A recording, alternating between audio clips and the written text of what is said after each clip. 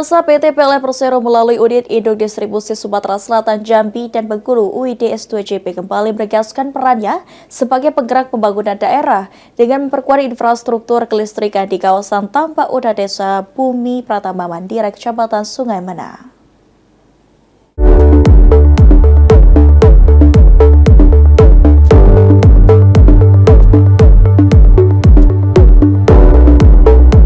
Melalui kegiatan bertajuk Dukungan Produktivitas Tambak Udang melalui penguatan infrastruktur kelistrikan yang digelar Selasa 17 Februari 2026, PLN menunjukkan komitmennya menghadirkan sistem kelistrikan yang kuat dan berkelanjutan untuk mendukung aktivitas ekonomi masyarakat pesisir. Kegiatan tersebut dihadiri langsung oleh Gubernur Sumatera Selatan Herman Deru, didampingi Kepala Dinas Kelautan dan Perikanan Provinsi Sumatera Selatan Haji Aris Irwan Wahyu, Bupati Ogan Komering Ilir Muhendi Mazareki, Kepala Dinas USDM Provinsi Sumatera Selatan Hendrian Syah, jajaran Forkopimda, serta manajemen PLN UIDS2JB.